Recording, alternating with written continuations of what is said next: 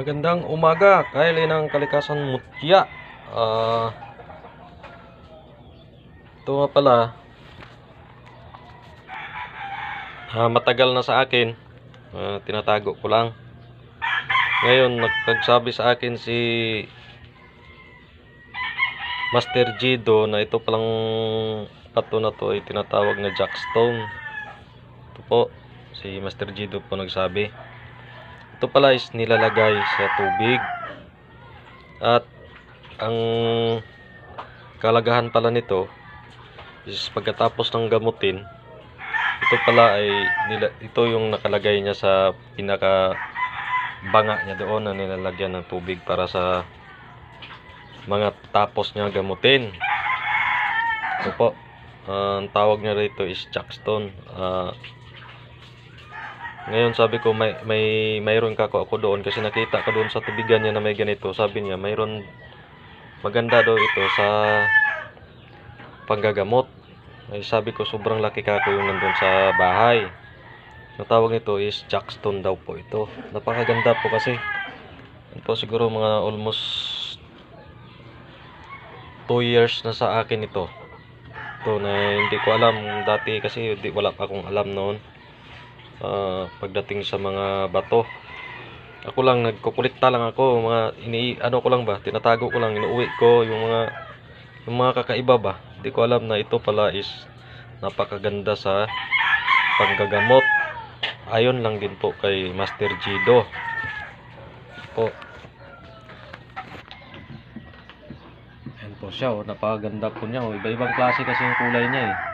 Yan po, may kristal sa loob, may para siyang brown, nag-aagaw orange, yung parang may pula. Po, napakaganda po niya. Tapos ito naman po, matagal na rin po ito sa akin. Ito po, tinatago ko lang po kasi yung mga kulay ba, nagugustuhan ko lang. Ngayon po, marunong na po ako tumingin sa ngayon at saka magbasa ng mga bato. Ito po, may gabay pala ito. Ayan po yung gabay niya oh. Para sang uri ng isang yung parang isang baboy ramo. Ayan po siya oh, nasa ilalim ng bato. Ayan po, na may nakapatong sa kanya na para siyang, ayan po oh, lumabo. Ayan po, oops, lumalabo siya.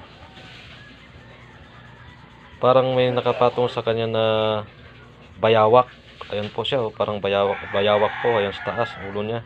Ito naman para siyang uri ng baboy ramo. Ayan po ang pangil niya. Kita po natin yan po, para siyang baboy ramo. Saka dito naman po, ayan po, para siyang uri ng isang diwata. Ayan po siya oh, na lumilipad po yan siya oh. Ayan po, isa siyang uri ng diwata po. Ayan po. Ang mukha niya naman is para siyang kabayo na babae. Ayan po siya oh.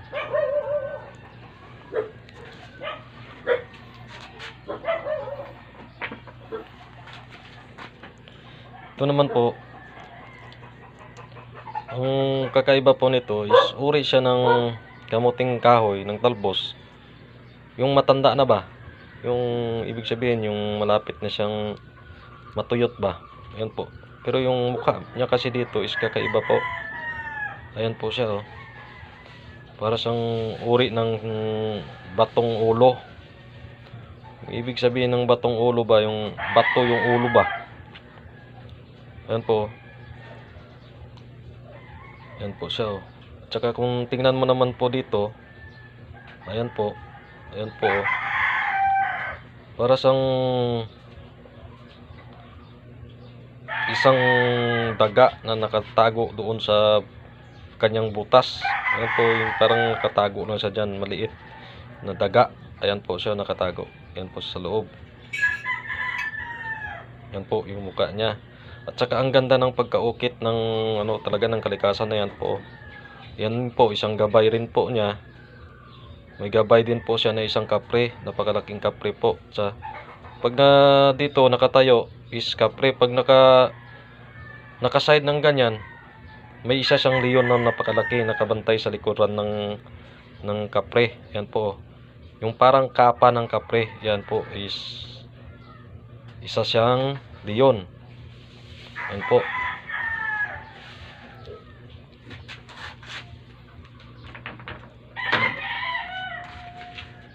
Saka ito naman po is tinawag ko na kambal na bato. Ayan po kasi dito po kasi yan po siya makapal yung isa dito, yung dito naman is manipis at saka yung kulay niya iba. Ito naman is para siyang gaagaw yung brown at saka itim. Andito naman is parang orange siya na parang brown. Ayan po. Kaya tinawag ko to na kambal bato. Yan po kasi siya parang ulo siya ng, kung napapansin po siya is para siyang ulo ng ahas. Yan po. Pag nandito naman po is para siyang isang uri ng ng dahon ng parang prutas. Ayan po. Uri siya ng prutas. Hindi ko lang kung mangga, parang mangga. Na dubli mangga ba? Kambal mangga ba? Ayan po. Ito po yung kakaiba na napansin ko lang po dito kasi ito po kakaiba talaga kasi ito parang nakita ko to sa nung unang mga panahon na mga inuukit ng mga ninuno pa natin. Ayan po. Kasi kakaiba po talaga yan Ayan po. Talagang sinadya talaga siyang inukit ng panahon, nung unang panahon pa. Yan po. Kasi ito para tong isang parang isang yung tao na yan po na parang may sungay siya na mahaba yung buhok niya. Tapos andito naman po is kanyang yan po parang kasi talagang inukit talaga to. Yan po. Inukit siya ng mga unang panahon pa kasi napapansin nyo po. Yan po. Mayroon po siya ditong pwede siyang itayo ng ganyan. Yan po. Para siyang isang kamay. Yan po. Pwede naman pabaliktad. Parang napapansin ko po dito is yung mga panahon pa na bahay ba. Yung bahay ba nila na sinusulungang mga kuweba, ganun po ba? Kasi yun ang forma niya po. Yan po, para siyang isang kuweba na dito is kanilang lang kung sila magpapahinga diyan dito sa loob ba. Magtatago sila, yung pinakabahay po nila. Kasi ang ganda talaga ng pagkaukit Kaya nagulat ako bakit ganito yung niya. Yung forma niya talaga kasi inukit talaga siya Yan po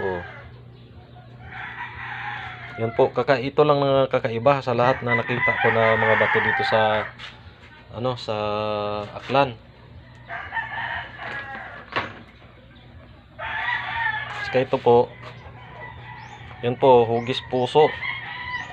Yan, hugis puso. Inukit din po siya parang inukit din talaga siya yan po. Hugis puso siya na parang bilog. Kasi pag tinignan naman po natin dito is para siyang isang uri ng paa. Pero pag tinignan mo po yan ng maayos ang forma nito na parang isa siyang para siyang isang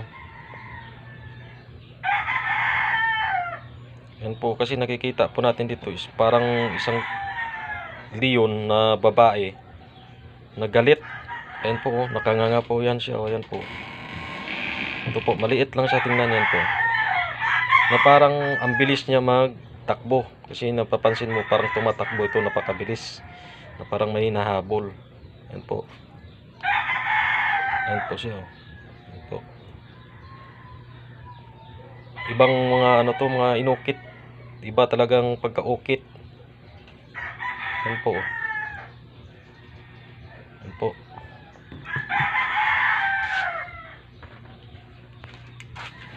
Ito naman po is ang ganda rin ng pagkagawa. Ginawa talaga siguro ito rin ng mga unang panahon pa ng mga ninuno natin kasi ang forma po nito is para siyang uri ng piramid. Yan po, ang bato na to is ito talaga kasi nung nag-search po ako sa mga bato noon, nag-search po ako sa mga bato. Ganito po kasing uri mga batong ginagamit noong mga unang panahon, mga ganitong kulay na bato. Hindi ko lang tong klaseng bato ito, pero ganitong kulay yung mga batong ginagamit nila sa mga mga ginagamit nila sa mga mga pang dikdik, yung mga pang ano ba, yung mga pangbasag nila. Yan po ang kakaiba sa mga bato na nakita ko. Kasama po ito kasing kulay na to sa mga unang panahon na nakikita kong ginagawa nila mga kutsilyo, pana, yung panggawa nila ng pana ba. Tsaka ito po, kung napapansin po natin ito, is para siyang uri ng suso pero naging bato na po. Ayan po siya oh. Napakaganda po niya oh. Ayan po, napakaganda po talaga niya oh. Ayan po. Ayan po, isa siyang uri ng suso pero naging bato na po siya. Ayan po oh. Ayan oh. Ayan. Yan ang kakaiba. Kakaiba talaga itong bato na to kasi suso siya yo, batong bato na bilog pa yan, pabilog pa. Tapos naka slide ng konti ito. Yung parang ano niya, yung parang takip niya sa ano niya. Sa shell niya ba. Ayan po. Na parang pag titingnan mo yan, lumalakad po.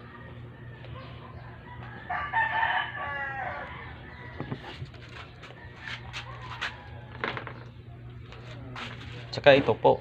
Ayan po. Napakaganda ng kulay nito. Ayan po. Napakaganda po ng kulay niya. Ayan po. Ang napapansin ko naman dito is isa sang uri ng ano, pagmamay-ari ng ano, ng engkanto. Kasi po, kung napapansin po natin itong nakatayo ito, may corona po yan oh. Ito yung corona niya. Mayroon siyang pakpak. Ayan po, na may bata siyang nakahawak sa kanyang likuran. Ayan po, maliit na bata na nakapatong sa kanyang balikat. Ayan po siya oh, yan oh. Oh, pag nakikita po ninyo, napakaganda po ng bato na to. Ayan po, napakaganda. Kasi ang kulay nito nag-iiba. Pag lalo yung nilagay natin sa tubig, nag-iiba po yung kulay niyan. Ayan po. Di ko lang masabi kung anong klaseng bato ito, pero mayroon siyang gabay na napakalakas. Ayan po, napapansin ko lang po ito, malakas na gabay ito. Ayan po. Pang protection po ito o tsaka panlaban sa lahat. Yan na po yung ano ko na nasasagap ko na enerhiya sa kanya. Saka yung pinakalas po is yung ito. Ayan po. Ito po is binigay lang po ito sa akin. Ito po, matagal na rin po ito sa akin. Binigay lang sa akin ang kaibigan ko sa airport. Sabi niya, maganda daw itong bato na to. Sabi ko, oo nga, sabi ko.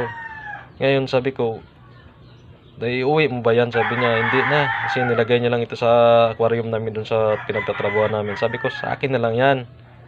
Sabi niya, kung gusto mo, kunin mo. Kasi ito po, pag titingnan po natin ito, kambal din po ito, kambal dragon. Kasi, ang pagkakalam ko talaga nito, mahilig po dito yung mga Chinese talaga. Kasi ito siguro, kasi sa airport na dadalhin sana ito, kaso nga lang bawal po kasi ito sa airport na ilabas yung mga ganito na pag halimbawa galing sa Boracay na may mga dala kang bawal to. Kaya siguro ito napansin to ng mga yung Chinese na kumuha na dalawa yung dragon kasi. Ayan po oh. Dalawang ulo ng dragon yan oh. Ayan po. Kaya siguro alam nila na swerte ito sa hanap buhay, swerte sa lahat. Kasi alam naman natin po yung mga Chinese, magagaling sila tumingin ng mga ano po, yung mga bato po at saka yung mga gumagawa kasi sila yan ng mga pangpaswerte po. Yan po. Tsaka dito po kasi yung mga sulat na yan po, kakaiba po. May mga liter po kasi yan, o yan po. Tsaka dito po, mayroon siyang triangle. Na alam naman natin ito yung karamihan ginagamit sa Antingero. Itong triangle na to na nilalagyan ng mata. Yan po. Yan lang po at maraming salamat po sa mga subscriber ko, sa mga viewers ko at saka yung hindi pa nag-subscribe, paki-subscribe na lang po. Lalo na sa mga Pilipino, na mga kababayan natin na tumutulong sa mga kapwa vlogger ko. Ako po ay lugod na nagpapasalamat po sa inyo at sa mga OFW po natin na talagang tumutulong sa mga vlogger na dito sa Pilipinas. Nagtutulungan po tayo, tinutulungan ng mga taga OFW yung mga vlogger dito sa Pilipinas. Kaya maraming salamat po sa inyo, ma'am and sir. Saka sa Team Jido, maraming salamat po master, at saka Supremo, mga antingero, Rolin Vargas, bro, maraming salamat sa iyo, at saka sa lahat ng vlogger ng Mutya, saka mga Supremo dyan, mga master dyan sa panggagamot. Mag-ingat po tayo lagi sir, at tumulong lang po tayo sa abot ng ating makakaya. At maraming salamat po talaga sa Team Jido. Magandang umaga po sa inyong lahat. At ako po'y lugod na nagpapasalamat sa inyo, sa mga taga Indonesian people. Thank you ang watching my video. And Japan, arigatou gozaimasu. Korean, kamsahamnida, annyeonghaseyo. At saka sa Europe, Italy, thank you so much and watching my video. Sa lahat po ng nanonood sa aking video, ako po talaga ay nagpapasalamat sa inyo.